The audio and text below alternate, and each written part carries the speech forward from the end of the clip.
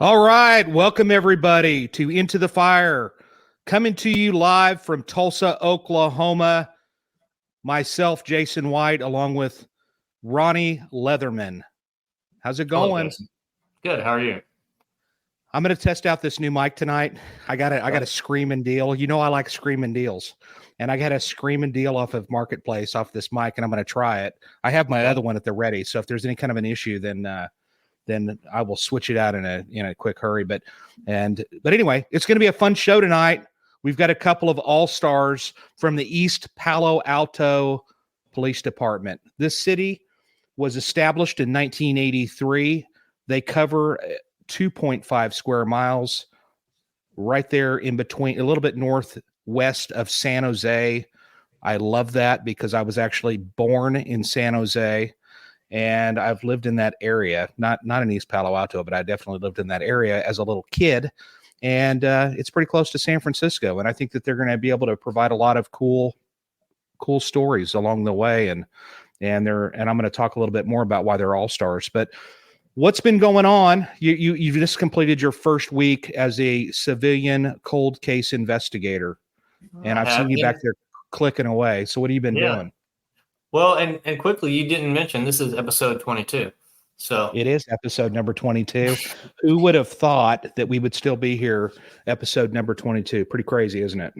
Yeah. No, it's been good. I started my new gig there as the easiest way that people understand it. Basically, I'm a cold case detective as a civilian, working with Sergeant Jeremy Stiles. And I got settled in. Monday was setting up computers and stuff like that. But we've already started reviewing all the cases. We're trying to get a little more organized and just start digging through some of these cases and see if we can do some forensic testing on it, seeing if there's some people who can get re-interviewed, and we'll go from there. But yeah, I'm looking forward to it. I think it's going to be a good deal. And it's interesting.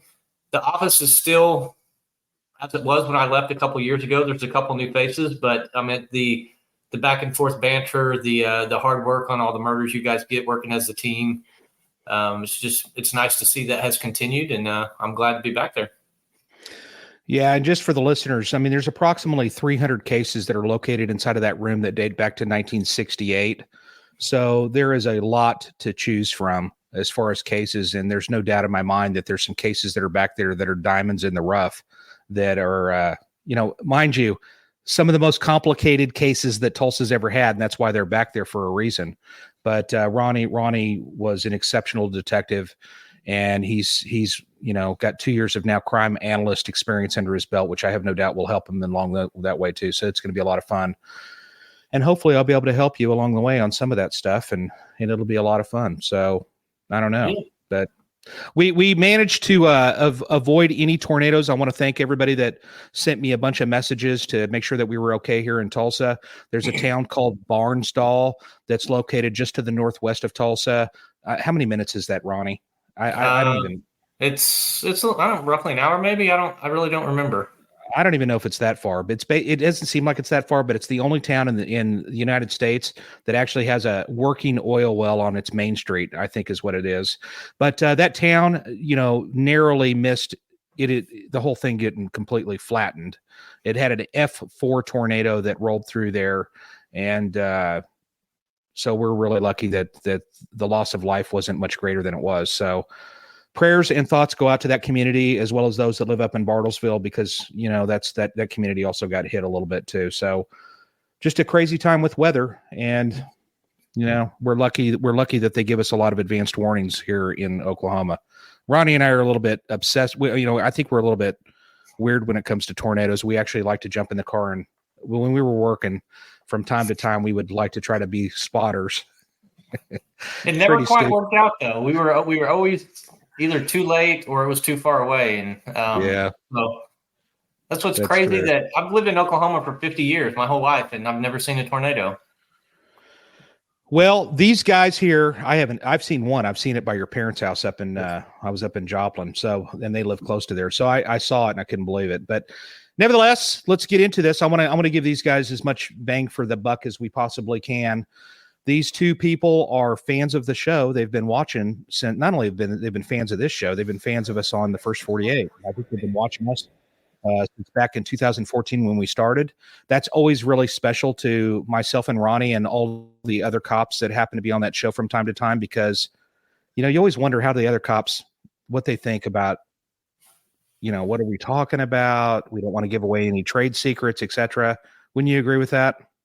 Yeah. And I think, obviously this show's different than the First 48. And I think that show does a great job of portraying what we do without getting too much into the super details of how some of this stuff works. But I think a lot of the stuff that you guys do is pretty common knowledge. And so it doesn't bother me. I think it just shows a good. Let's jump in. Yeah, go for it. Yeah. It doesn't bother me either. It's just that it's kind of, you always kind of wonder, and there's actually only been one cop that's ever wrote me and kind of was scolding me for being a part of it. But, that was from Redondo. I think it was Redondo Beach, actually. But after I explained it to him, he was a little bit better about it. Nevertheless, we're glad to have them here. They're going to be, I think what you're going to find is you're going to find that there's two all-stars in the East Palo Alto area. Amanda, let's start off with showing that video that news clip about their city. When you set out with a certain goal in mind, it's hard enough to meet it, let alone surpass it and set a new standard. But such is the story tonight in East Palo Alto, where just the name of that city 30 years ago, it used to evoke images of rampant runaway violence, earning the city the title of the nation's murder capital. Well, now they've got a different headline with crime that's bringing national attention once again, but in the best possible way. Kelsey Thorne reports. Well, for the first time in the department's history, East Palo Alto police say they did not record a single murder the entire year of 2023. It's an accomplishment the police chief says shows just how far this community has come since the dark days of the early 90s.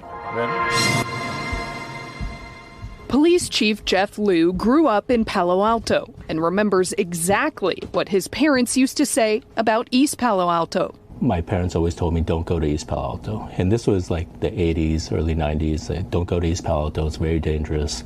Stay out of East Palo Alto. During that time, East Palo Alto was known as the murder capital of the U.S. In 1992, the city of just 24,000 people at the time reported 42 homicides, the most per capita of any city in the country.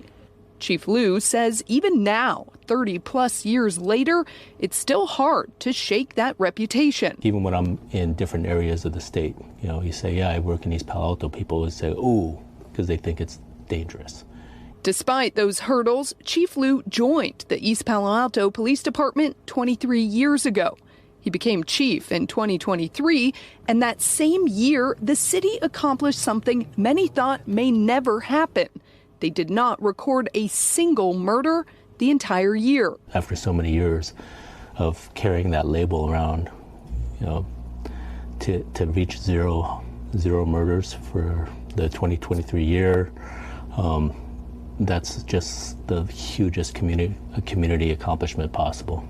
Chief Liu credits the entire community for the success, saying everyone from local churches to after-school programs to community leaders chipped in to create a safe and welcoming culture in the city. Everybody's been working through this or working towards this for so many years.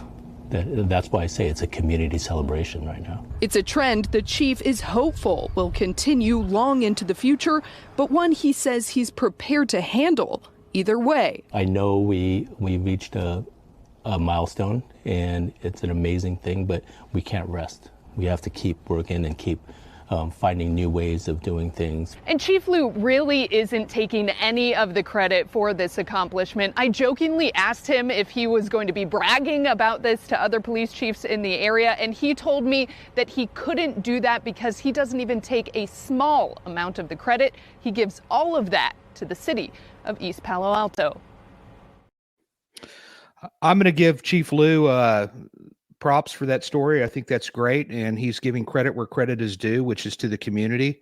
But also I have to give a lot of the credit to the two detectives that we're going to bring on here in a moment. You know, one of the things that I'd actually seen from an article that came out of the LA Times, they said that gunfire was the city's soundtrack, and residents used to say that Palo Alto was there were drive-ins, and in East Palo Alto there were drive-bys. What a thing to have said about the city, but I thought that was kind of funny. So let me tell you how all this came about, just to the listeners, and I think this is fun. You know, oftentimes Ronnie and I will say something that if you know of somebody that's extraordinary out there, people that are movers and shakers in the world of criminal justice, let us know. I mean, if you don't let us know, we don't know every cop that's located in this country. And we want to know about who is making a difference in a positive way. And that's what happened. I got a letter from a guy by the name of Eddie Montgomery. He's somebody that thinks incredibly, he's got an incredibly high opinion of these two guys. And he wrote me a letter and he told me that basically, I'm just going to do a little summary of this, but that basically he started out telling me about East Palo Alto.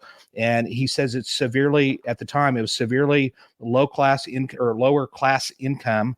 There are 5 validated gangs that operate within the city. And just a few years ago, East Palo Alto was designated the deadliest city in America, with the highest number of homicides per capita than any place in America. The FBI, DEA, and Bureau of Alcohol, Tobacco, and Firearms, along with the County Sheriff's Office and California Highway Patrol, were all sent to supplement a 30-member police department. That's right there in and of itself is hard to believe. In a city that is only 2.5 square miles. And the homicide clearance rate was abysmal, some 80% being unsolved, as well as the bulk of Part 1 crimes, which are like major shootings, rapes, stuff like that. The tide changed when old school detectives were replaced by detectives using good old-fashioned police work. Jason Peardon, was a retired sergeant from the San Mateo County Sheriff's Office, who had run the countywide gang intelligence unit, joined the East Palo Alto Police Department Detective Division to primarily work cold cases, some of which he's already solved. He joined rookie detective Joe Klein, and in 2021, the bulk of homicides and Part 1 crimes were being solved. In 2022, the detectives team achieved a 100% clearance rate, along with 100% of shooting incidents being cleared by arrest. That is extraordinary. In 2023, the city received international attention by having 0, and I repeat, 0 homicides in a calendar year for the first time since the city's inception. And I just think that's incredible. On a recent note, basically, Detective Klein solved a complex homicide where the victim has never been located. He has recently been asked to present on that particular no body case and at an upcoming homicide investigator symposium. And no body cases, as we've already learned, are incredibly rare. Only 599 cases of those have hit a courtroom in the nation's history. And that's basically that. So let's bring them both on. I think they're both extraordinary individuals, and I'm happy to have them here. Welcome, Jason Peardon, who's a civilian now. He's retired. He does what Ronnie does. It's like another Ronnie. And then we've got our other guest, Sergeant Klein, who he said earlier he's got 23 years to go. 23 years. Hey, let me ask you both. Let me ask you both real quick. Just kind of briefly kind of give me your brief resume as to what you've done while being a police officer. Because everybody that's a cop, we all have our little special things that we've done. So let's start with the sergeant. Go back and tell me how long have you been on and what your job entails and where you came from. So originally I'm from Mayberry, North Carolina. If that sounds familiar. That's from the Andrew Griffith Show. It's a real place. From there, I went to the Marine Corps, did 9 years there. And then when I left that, I wanted to become a police officer. I came to East Palo Alto. I've been here for about a little over 5 years now, 7 years total in law enforcement. And right after about a year and a half in, Chief Lou approached me. He was like, hey, I want you to put in for detectives. There's nothing I actually ever wanted to do. Detectives was never in my mind. I wanted to be a K-9 officer, hit the streets. And and they just kind of fell in my lap. And then I just kind of took it and I tried to run with it as best I could. And I was lucky. I had Jason Peardon come in, and he's a wealth of knowledge, and he just really kind of helped foster a new way of being a police officer and a detective. And we just started treating people with respect out in the streets, and that really started building that cooperation with the community and the police department. With Chief Lou, he's been here for 23 years. Everyone's like, hey, where's the chief at? We just had a Cinco de Mayo event, and everyone's like, hey, where's the chief? So with 2.5 square miles, everybody knows who I am. I know who everybody is. And just fostering that really great relationship between us and the community is helped us solve a lot of crimes. That's great. And so you just started being a supervisor. You've been a supervisor for roughly 5 minutes. And about exactly that. And now you're supervising guys that have probably been a cop for a long time, and you're adjusting to that, I'm sure. So, but you got promoted for a reason, and I think that's great, and we want to congratulate you for that. You exhibited something that's going to be good. You're the future. And so, Jason, tell us about you, because your career is a little bit longer, and and you're still in it, so that's great. Tell us about yourself. So I started in 1989 as a correctional officer in San Mateo County, and was promoted to deputy shortly thereafter. And over the past 32 years, I've worked, all different stuff from patrol, the jail, transportation. I was a motor for a little bit, and was promoted to sergeant about 12 years ago. And went back to the jail as the sheriff's office. That's kind of the normal thing where you go back there. Went and worked patrol for a year. And then I was tasked with running the county's gang intelligence unit, which I did for 7 years before retiring. Jeff called me the month that I retired in December and said, hey, what are you doing? Got a job for you. And I go, well, I retire in 2 days. He goes, well, you could start in 2 days. So I've been here for 2.5 years. I got hired as a cold case investigator, civilian, like Ronnie. And then we had several homicides in 2022. So it went from cold case to active case rather quickly. Hey, Amanda, show that slide with all of the different homicide numbers on there, just to give the viewers an idea as to how many homicides. And that spike year, 1992, that was 42 homicides in a city that has 2.5 square miles. That is insanity. And what that equals to, if you were living here in Tulsa, that's like Ronnie and I, when we were working homicides, that's like us getting 700 all of a sudden and having 10 guys doing it. So, because I'm sure they weren't. How many detectives do you think were working homicides back then? Man, back then So in 91, when you had that slide, I was actually assigned down here as a deputy. Which you talk about, it being the wild, wild west back then. It was insane. And I mean, like now we have 4 that are assigned here, and then there's 2 of us that are cold case investigators. So we have 6 for this, which is a huge plus, because in the beginnings of 2023, the beginning of 2022. No, 23 when it was just. Well, we started from 4. We went all the way down to just me and Jason for the entire city for a few months until we started adding a little bit more detectives. So that was an interesting time to run the city with. What's the majority of the murders that you get? I know, they happen for various reasons, but is there any trends you guys saw, that gangs, drugs, domestics? Drug rips are the majority. Okay. Which is interesting is, California weed's legal, but we have a ton of the dispensaries getting ripped off throughout this entire state. And a lot of these are, over a pound of marijuana, and we're getting murders out of them. And that's something Jason and I have dealt with in the past. And I think Jason's talked about it probably more than I have over the years, but marijuana is by far the deadliest drug here in Tulsa. People aren't dying from smoking it, but there's all kinds of robberies and shootings and stuff that happen over that. And why is that, Ronnie? Crazy. Why is that, Ronnie? You've said it before. Well, no, you've said it because people want it. They like it and they want it. That's basically why there's a motherload of freaking murders over it. But it's more than any other murder combined where we're living. So, all right. So tell us about the secrets of your success, because you jumped in there. And I think that when I read, I think it was Joe's or Joseph's when I read his thing, it was basically you're 5 for 5, or no, 12 for 12 on murders, right? That you actually had, which is 100% clearance rate of your own. And but the both of you, were you just specifically, were you working fresh cases or were you just working cold? No, you have 5 cold cases total. No, right? I started working cold cases, but then in 2022 we had 5 active homicides that year. So I switched from doing cold to helping the detectives out with the fresh ones.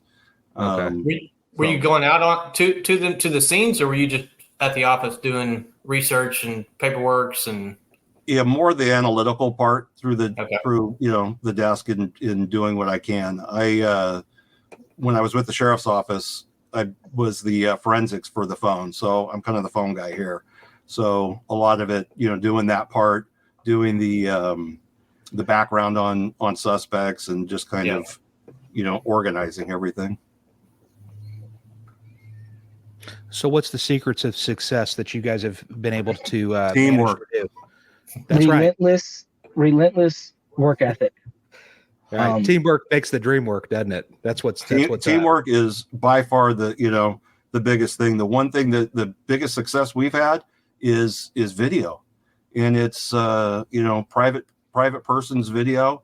It's been a lot. And here in this city, we've got the entire town covered with ShotSpotter, which has helped us. So we get the early detection warning there, but a lot of it has to do with video. And as you guys knocking on doors quickly to get that video, because a lot of the residents here don't have the account. So we're lucky, if we get 2 or 3 days before it gets erased. Mm-hmm. Do you guys have like a real-time crime center and cameras up in the city that you guys can get, or flock or any of that? We're 2.5 square miles. There's right now there's 3 detectives and 2 cold case guys. We wish we had something like that. Flock, we're looking at. There's some private flock cameras in here, which we do. We do utilize. The peninsula here is covered in flock cameras. So if we get a good suspect description, vehicle description, we have that technology too. And you said something about ShotSpotter. Right. Yes. And we don't have that here. I have an idea as to what it is. What can you tell us about it that's not private or, confidential stuff? What is it? It's a gun detection system that gives real time when a gunshot goes off. So it's monitored by Sound Thinking. ShotSpotter used to be their main name, but they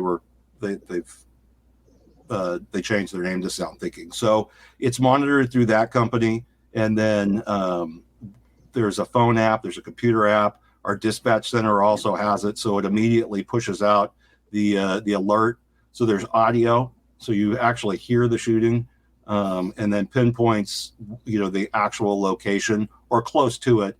And then it actually, like if it's a drive-by shooting, you can watch it on the screen as it goes through, so if it's fixed or if there's a vehicle driving through. Wow. How has that affected you, Joseph, since you went back to patrol? I think you said you're overnight graveyard. So when you guys get one of those ShotSpotter things, what goes through your mind, and how do you guys respond to those? Well, we still get quite a few. What it really does is it pinpoints exactly where it's at within a 10-meter radius. We can tell by looking at the map while we're on the way there if it's trailing. So if it's a drive-by shooting or somebody's standing in their front yard and they're lighting off rounds. And then you can actually tell if there's a volley between, one place and to another. So you can see if it's a gunfight. And that really helps us with going to the call, ensuring that we're all coming in safely, and then knowing at least the impact area that we're looking for. Yeah. So it keeps everybody on high vigilance that, how we approach is really helpful with Sound Thinking and ShotSpotter. And it just seems super helpful to me. I mean, I haven't been in a cop car at this point over 20 years, but it was always, when you had certain calls, it's not, everyone doesn't need to rush to the scene. So you need to spread out because the suspects are driving away. So I think that would be a cool thing to have, where you can adjust your responses and have, obviously officer safety comes first and get people there, but also start fanning people out in the general area of where the shots were going from. Absolutely. Too. It definitely helps with canvassing the area because we know exactly where it's going to go, right where it's going to be at. And with a city this small, we're there within a minute, 2 minutes of notification. So when it helps either try to find the person that was fired, but also assist the victims potentially in saving their life if we make it there on time because we know exactly where it's at. How many officers do you guys usually have on duty at a time? Right now we're running 3 and a sergeant. We're rated for 5 and a sergeant, but we have a great hiring staff that's been working for the last 2 or 3 years of really getting our numbers up. We have an extremely, extremely young police department, and that's good and it's bad in its own because the way that law enforcement is now with technology and then the perception, you can really train these young officers and mold them into what should be the future of law enforcement without any bad habits. Yeah. And that's a perk. That's exciting for us to really care about the development of younger people and, building that trust with the community going forward is a huge help when they see an officer come up that's so young and really want to be that great person. Yeah. I'm going to share 2 things with you, and this is free. I'm going to share 2 things that my dad, who was a California highway patrolman, taught me. My dad never wanted me to be a cop. He was like, heck no. But finally he's come around and now he's like, okay, you can do this. I can see that you can do it. But the 2 things that he taught me is number 1, to shut your mouth. This is to new people, to shut your mouth and listen to those that have been there before you and really listen. And I see Jason shaking his head because that's right. And then the second thing is this badge that they give you, make sure that it's the same size it was the day they issued it to you, not 5 sizes too big.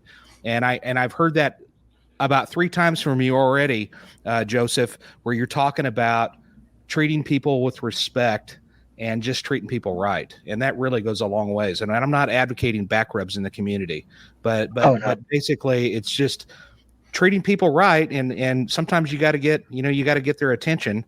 And that generally works. But if you treat people, they get the game. They just don't want to be talked to rudely, etc. A big thing for us is we're already in a very impoverished community as is, and a traffic ticket is $400 or $500 here.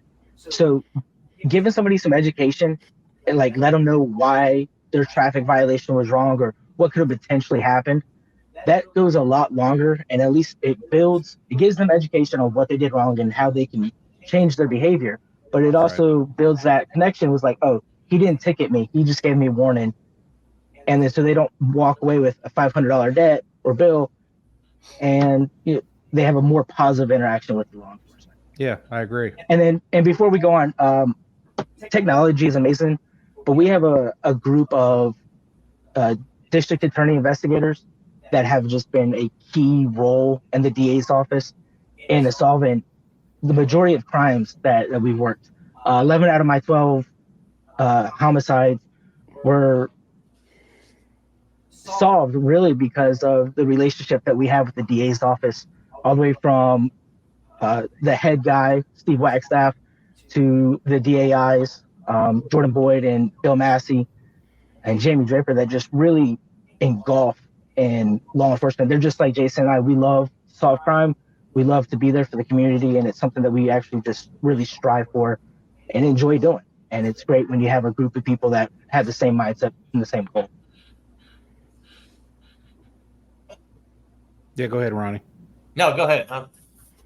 No, I was just going to say, what is the relationship with your? You said you're surrounded by some of the most billionaires are living in your area than anywhere else in this country, probably the world, really, or maybe the world. We have one of the richest counties. We don't have any big city here. We have San Francisco to the north. We have Oakland to the east, and then we have San Jose to the west or to the south. And so we're just surrounded by massive communities outside of there, but we're really tight knit here in the community of San Mateo. And it is very interesting when you go to court and you see citizens from other cities and they see the type of stuff that happens in East Palo Alto. They're just shocked. They're like, I can't believe this is in our county. But that relationship, like the chief said in his interview, is when you hear East Palo Alto, everyone's like, "Oh, what? Don't go there." But we have an IKEA. They have amazing food over there, so it's great. But we're turning it around. It's a diamond in the rough here, with Facebook being less than a mile away, and every tech company is based out of Silicon Valley, the Bay Area, and they're all out of San Mateo County for the most part. Yeah. So what generally do you think that it's different there than it is here for sure. We're blessed here in Tulsa, honestly, and I've said it a long time, and Ronnie would agree with me, is that, we're on TV. We've been on TV. We've been blessed to be on there. And in our community, in some of the purple areas where the crime is the worst, it's almost like, wouldn't you agree, Ronnie, that we kind of get a pass when we go into some of those areas? I mean, it's like, in some instances, I don't even know if they really realize that we're the real cops. I mean, they're kind of like, oh yeah, you can enter. These other guys, keep them back, but they're usually pretty nice to us and respectful to us. So what is the general interaction with the public on is everybody pretty cool with you guys for the most part? It depends on, certain things, but the one thing the city does really well with is, community outreach. The chief has every year does a Christmas drive where the entire city goes out, and people tell us how many kids they have, and they go buy presents and bring those out to the families. They have where they give gift cards, and they go out and pull over cars instead of giving tickets. Here's a gift card to be able to help with groceries or whatever else. National Night Out's a huge thing here. We have huge. I mean, again, it's it's a 2.5 square mile city, but I think we've got like 10 different block parties that go on in this, in the city, that we go out and try and make contact with each and every one of them. So the relationship, I mean, like Joe was saying, it's a small city, and most of the people do know everybody that's here. But some of the stuff still goes back to the old saying, snitches get stitches. So some of that stuff, we still have to it's still a challenge on some of the cases, but for the most part, we're not taking bottles or rocks or any of that kind of stuff. We're there getting our job done. Right. So in that news article, it talked a little bit about like the churches and community groups, and I think maybe in the fire department. Do you guys, obviously, I guess you have a good working relationship, and how do you feel all these other non-law enforcement groups have helped with this cleanup of the city? Again, it takes a village to do all of this, and a lot of it is even if they don't want to come forward, we've got our tip line that we start getting stuff on, and we'll take whatever we can to be able to solve the cases. The fire department here, we work hand in hand with them on a regular basis. They've got a fantastic.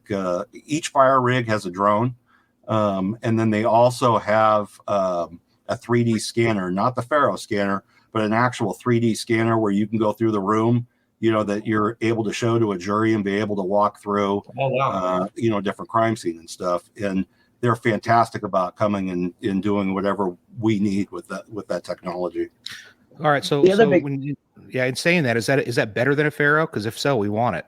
I don't, the Faro, it takes the measurements and everything. This thing's more of like, when you watch the different like Redfin and the different realtors where you walk through the house. Okay. That's what that thing is. So it's great for taking, those type of videos to be able to show the walkthrough, but actual like measurements and stuff, I don't think the technology's there for that. Yeah. Go ahead, Joe. The other big thing is the ability to talk to people. Recently, we've had so many issues with officers getting out of their cars and actually contacting folks. And that's really, I think, where I come into play. Like, I have the gift of gab. Like, I love to talk to folks nonstop. And you would be surprised at how many homicides have been solved with a honey bun and orange juice with the people on the street. Like, hey, here's some breakfast. Let's have a chat. And then, they know the streets, and then they let in some information that just really puts us on the right path forward. And just getting out of your car and talking to people. And that's what has been the most successful with solving these homicides. interact And with along, the community.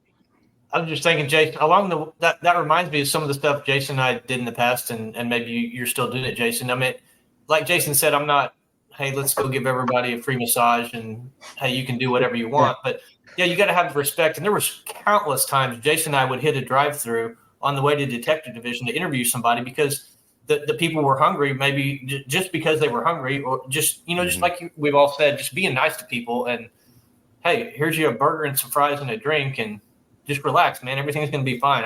I'm Ronnie. This is Jason. Just tell us what's up. And that was so helpful for us, I think. Yeah. Would you agree, Jason? You were smiling. I think that Joseph said it right, is that, really, I tell people this all the time, and I'm going to talk to you as a negotiator, but this is the key. If people want to know what the most important ingredient is to being a cop, it's your ability to communicate with people, period. It's more important than any other skill that they teach you as a police officer. It's more important than driving, shooting. All that stuff's important. Don't get me wrong, but to be able to communicate with people, it's the number one thing that we are trained in.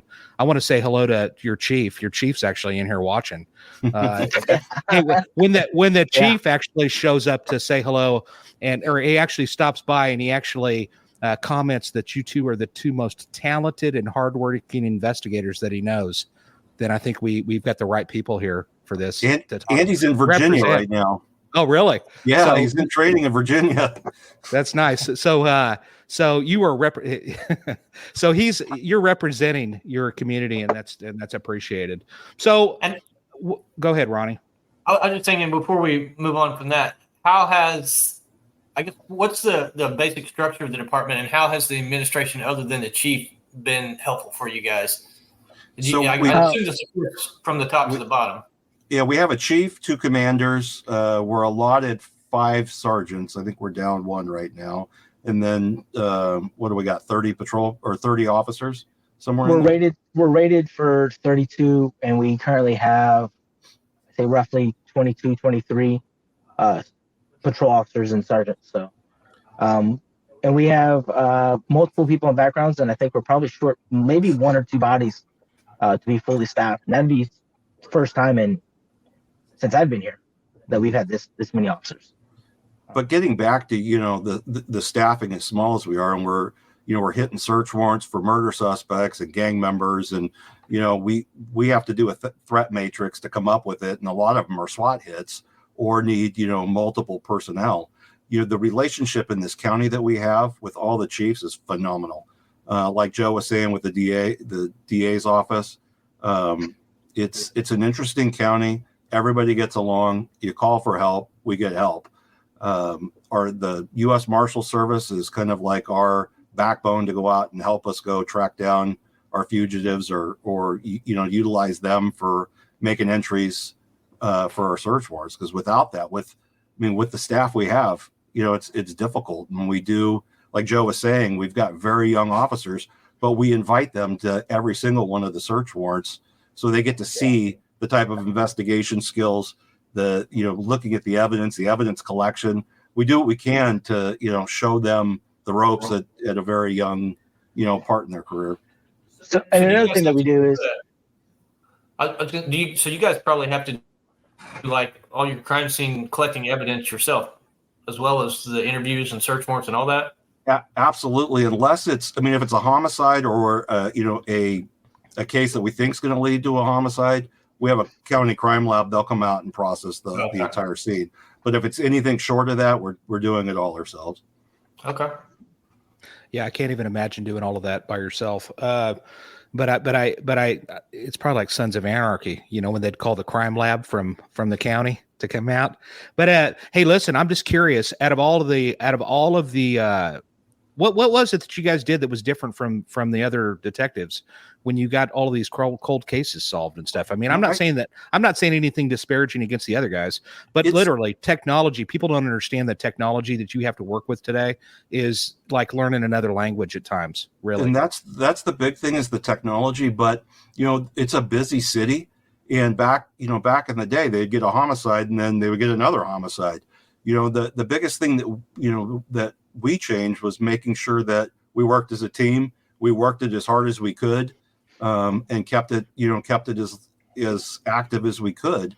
And again, the video for 2022, I think solved the majority of them for us, at least pointed us in the right direction to be able to start going. Yeah, Ronnie and I had a cold case like that, and it was just based off of a tip that came in. And when I watched the surveillance video, I'm like, oh yeah, that's the guy right there. I know this guy, so the original detectives just didn't even know him, and that's kind of one of those things. So I think that I'm sure that I'm sure part of it had to do with just no manpower. I mean, just they were so busy running around. How many cold cases do you think that you have sitting back there on your shelves? That cabinet that entire cabinet right there. Really? So you got plenty to choose from. Yeah, absolutely. And they date back all the way to 1983, I would assume, right? Yeah, the sheriff's office has the ones before those, and they've got 2 cold case investigators. The counties, over the last year and a half, San Mateo police just got 2 cold case investigators. I think Redwood City's looking for it. So it's becoming more and more, popular to get Ronnie and I after you retire to be able to come in and help out and try and solve some of these cases. But one of the other things that you were talking about, I always heard of the first 48 until my first homicide, and we stay here and we got our suspect's name in the 47th hour, and I was like, oh my god, that thing's real. Like the first 48 is like a real thing. That's insane. To get our suspect within that 2-day period, and it's really that grind, and that's what I think here with the work ethic that we have, our team dynamic, because it's not, hey, you're on call, this is your homicide. This is our homicide. Everybody comes out. Everybody's taking a piece of it. And that's something that hasn't happened since I've been around. And now that, it's a team environment with Jason, I, and the other guys is what really has made us successful. Yeah, you got to work as a team. That's what's crucial. Even and if you ever watched the show Bosch, which is pretty cool, it's on Amazon. He's got a little sign by his desk that says "Get off your rear and go knock on some doors." And there's truth to that. There really is. You got to get out there and start. I've got a guy right now that I need to go knocking on his door, but because they won't call you. They just won't call you. And so you got to get out there and you got to talk to him. Hey, what's the basic requirement? I'm sure you guys are looking for people right now, and your chief wanted to do a little advertisement, and I. Oh, he did.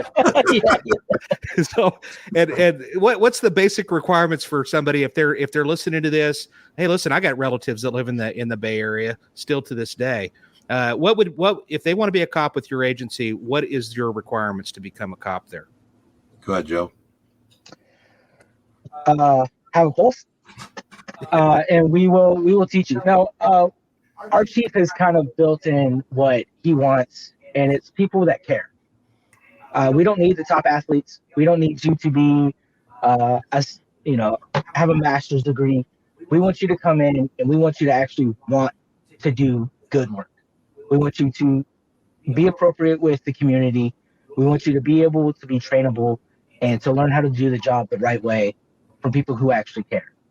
And if you come in and you're not as highly educated and you've failed our Pellet B a couple of times, which is our entry test to get in, we'll work with you.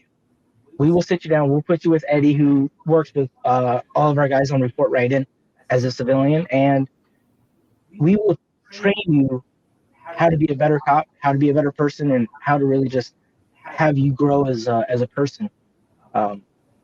So we'll take you and we'll train you. We've taken a lot of folks from other agencies that maybe didn't work out at other agencies on probation or on FTO. And you get so much exposure here because in some places you might get one domestic violence in the 6 months that you're on FTO and you didn't handle it the right way because it was your first week on the job. We got you. We got you 211 every day. We got you domestic violence every day. We got shot spotters every day, multiple times. Yeah. So a 211 is a robbery. So, sorry, yeah. In our robbery, we had that last night. Just it happens all the time here in the city, and the education and just the experience you get here as a young officer. If you leave here and you go somewhere else, you're an all-star. You're an all-star there from the jump because you have so much experience. And the kind of joke is you have 1 year in East Palo Alto is 9 years at another agency. Yeah. We had the same thing here in Tulsa where the talk was that if you worked up in North Tulsa, it was like 1 year there is like 3 years anywhere else in the city. That's the way it was when we started. But then I think now it's kind of it's moved over to the east side of town where they're really, really busy.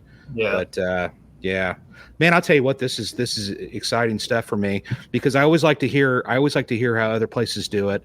And it's just interesting to me. So now for you say you have 23 more years left. I mean, what's your top goal here, Joseph? What are you going to stick around for? Are you going to try to go 30 or 35 or the cops up today really don't? Good. So I have this thing where I like to work. I know it's a weird thing for the country nowadays, but I love my job. I love the hunt.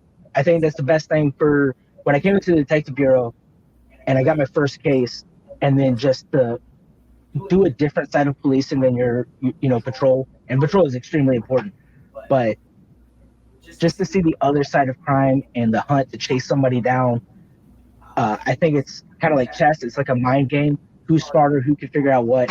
And it's so exciting. It's been that way ever since I've been a cop. I just love it.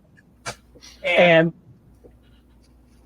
I'm not going anywhere as my chief is continuously flashing on the scene.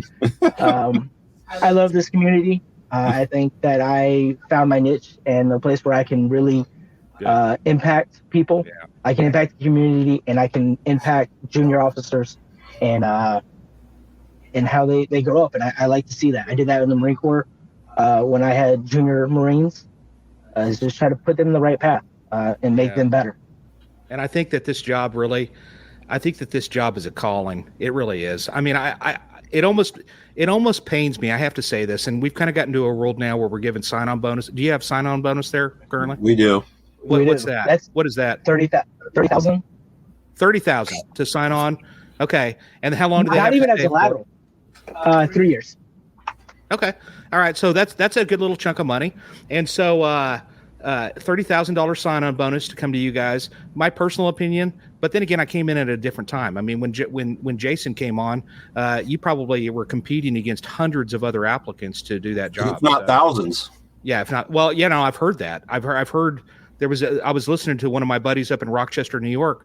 They had 5,000 applicants for his academy class. You know what I mean? And he scored like a 94% on his exam, and he basically was.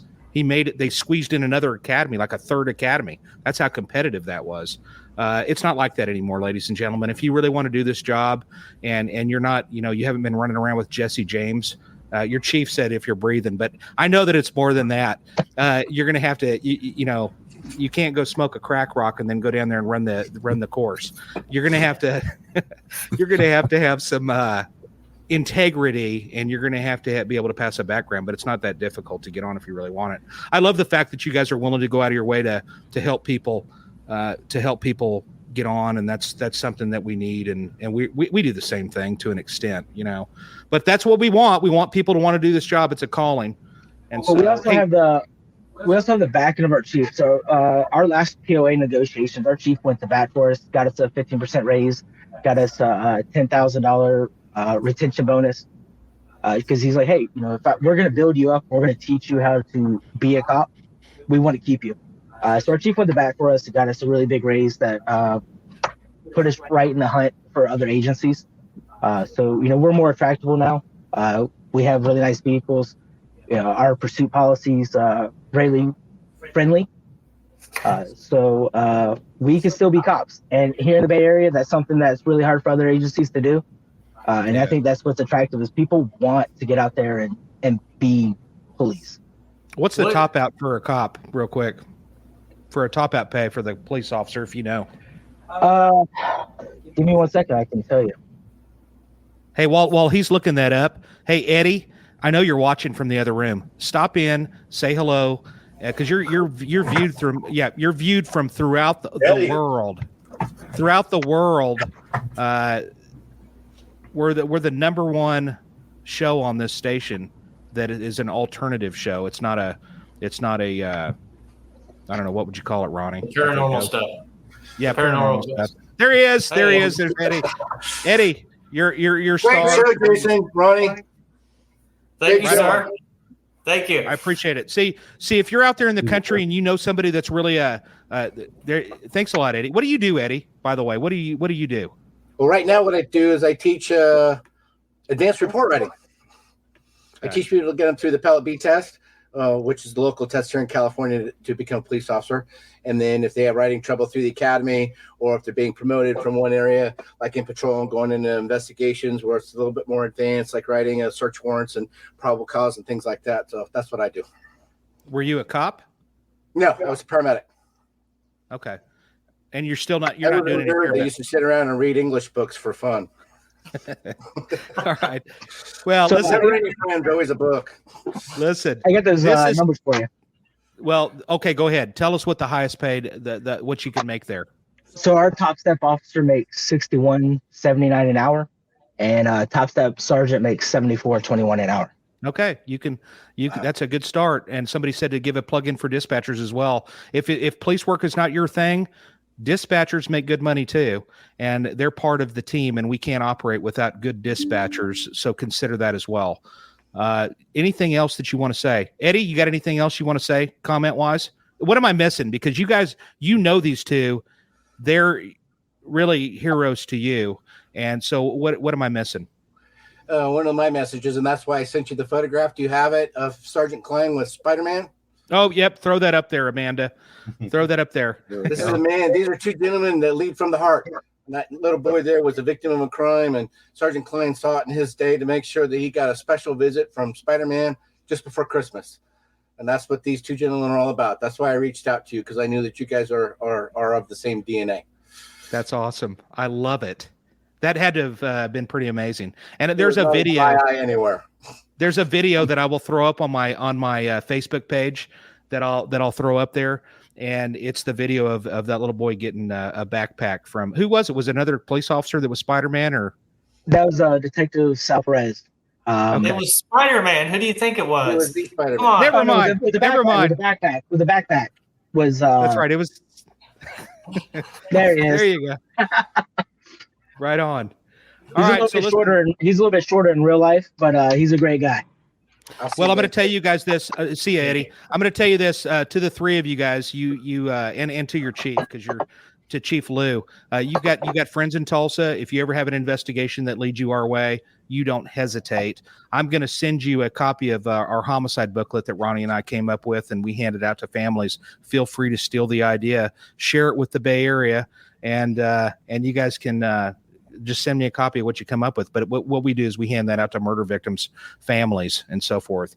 Man, I can't appreciate. I can't say how much we appreciate this enough. I mean, this thing goes by really quick, and there's so much that we could just sit here and talk about to dissect East Palo Alto.